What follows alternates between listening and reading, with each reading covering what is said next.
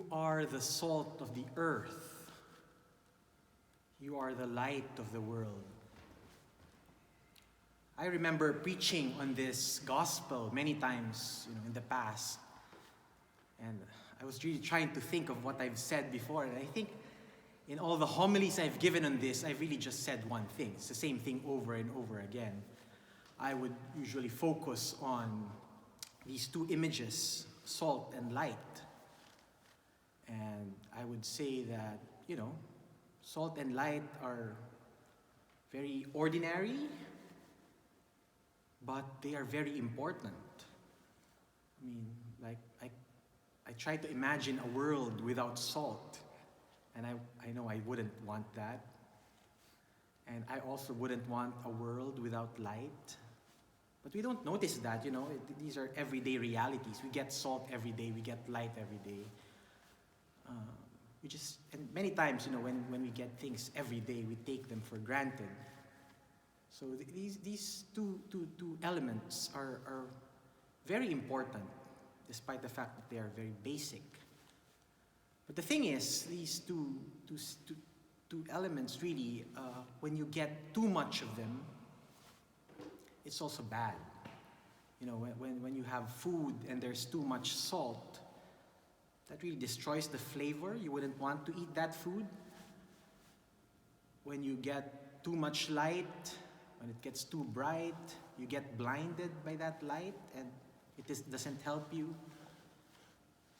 So that's what I've been saying really the past years since I've started preaching on this. But as I was reflecting on this gospel in the light of what's happening in the world right now, in the light of the pandemic, I was led to ask myself, where do we find salt and light in our world today? And I think it's a challenge because, as I said, you really, you would find the authentic salt, the authentic light when you don't notice it so much. So you'd have to really look very hard, look very carefully. And as I was trying to do that, I was asking myself, where do I find the salt and light? And I was telling myself, thank goodness there's Facebook, and you get to find all these salts and lights. Of course, we find the salt and light, first of all, in the many healthcare workers, nurses, doctors who work behind the scenes. We clap for them. We clapped for them every Thursday, but we don't really know their faces. We don't see them. We don't know how they look. We have no idea who they are. Maybe we meet them in the groceries, the supermarkets, and in fact, we don't notice them. We don't notice them. And there are so many other stories like that. I've read stories of, families who in their own homes would make face masks for frontliners. I know of a few people who cook food for the healthcare workers. This is back home in the Philippines. I just read, I think yesterday, about this 9-year-old boy who was in 4th grade who decided to sell his medals online. He apparently he's probably an intelligent boy. He has about 50 medals. And he sold them online because his parents lost their jobs. And I guess this was how he was noticed by some, news reporter. But that hidden work. Just today, just this morning, I read about this teenager, just about to finish senior high school, who lives in Buffalo, New York.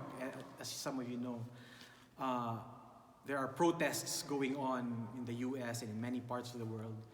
Anyway, in Buffalo, in that area in Buffalo, there was a big protest, and as a result, there was a lot of trash, a lot of broken glass in the streets. And this boy, this teenage boy, thought, okay, it's dirty, and people would find it difficult to get to work or to move about the following day. So at 2 a.m., he got out of his house and just started cleaning.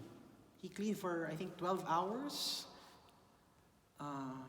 When people woke up, I guess wanting to help, they found that he has done most of the job himself.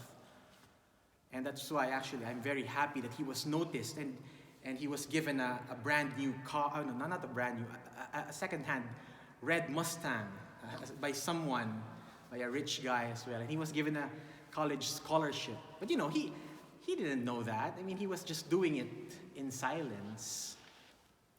So there are many, many, many, many examples of people doing a lot of good in hidden ways, not calling attention to themselves, not asking for recognition. True salt, true light. But I think the greatest find so far for me in my Facebook feed has been this story which I heard from one Filipino Jesuit who works in the Philippine General Hospital. The Jesuits are chaplains in the Philippine General Hospital, and PGH, which is really the COVID-19 center, one of the COVID-19 centers in Manila. This priest, his name is Father Lito Ocon. He knew that all over the world churches were closed, and people were asking, "Where is the church? Where is the church?" And when he was, there was a time they were allowed to go into the hospital and to visit the COVID-19 patients, and he said, "Here is the church. We are the church." It's almost like we are the church. But sooner or later, he felt ashamed of himself, because when he visited the patients, he said, "No, here is the church. Here is the church." Because in the patients who were there, lying in bed in their respirators, he found the church.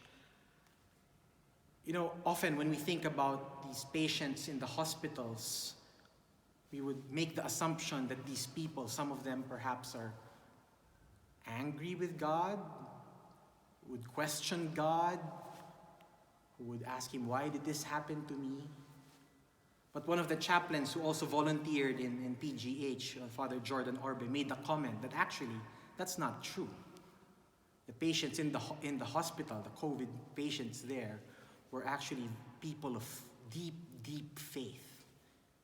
People who held on to God, who continued to believe in God despite the difficulties they were experiencing.